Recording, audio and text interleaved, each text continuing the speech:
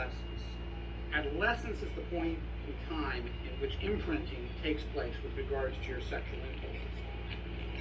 I've always been fascinated with killers and crime and murder and death since I was 12, 13 years old.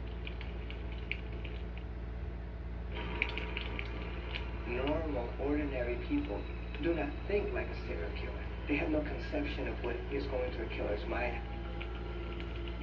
On May 30th, 1985, only a day after the murder and rape of 84-year-old Mabel Bell and her 81-year-old sister, Ramirez was still consumed with bloodlust. He silently cruised up to a house in Burbank, tried all the windows and doors until he finally found a puppy door by the kitchen entrance. He reached in and easily gained entrance to the house. Ruth Wilson awoke to the blinding beam of a flashlight. The intruder grabbed the 41-year-old and led her to the room of her 12-year-old son. He locked the child in a closet, raped his mother, and afterwards escaped undetected.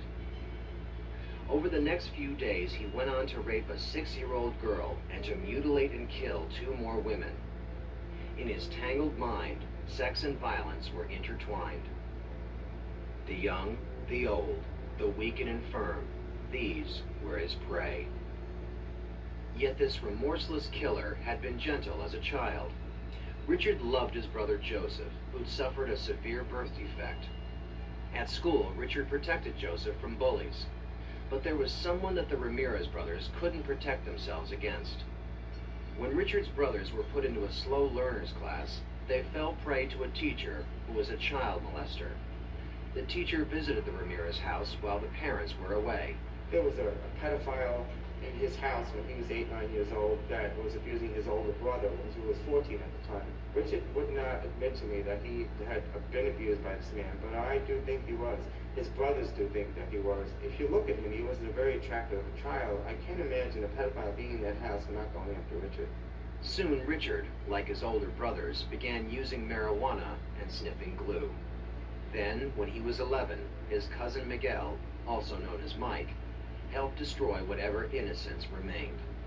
Miguel basically was a psychopath who was drafted during the height of the Vietnam conflict, and he excelled in war. He was a Green Beret, he got numerous medals, numerous citations. Miguel took Richard under his wing and revealed some ghastly wartime secrets to the impressionable 11-year-old child. Mike took to murdering Vietnamese women for fun, for pleasure. They were the enemy, nobody cared, and nobody said anything to him.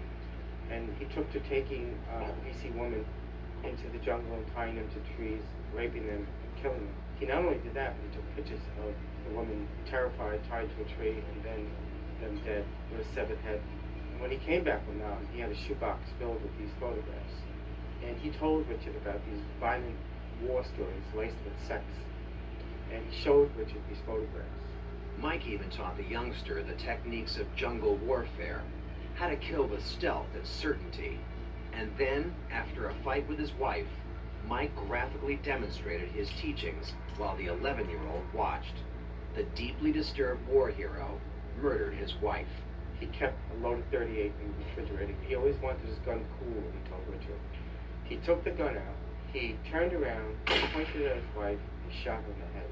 She was dead before she hit the ground. Richard told me that as she was going down, he saw it in slow motion, and there was this dime-sized hole in her head squirting blood.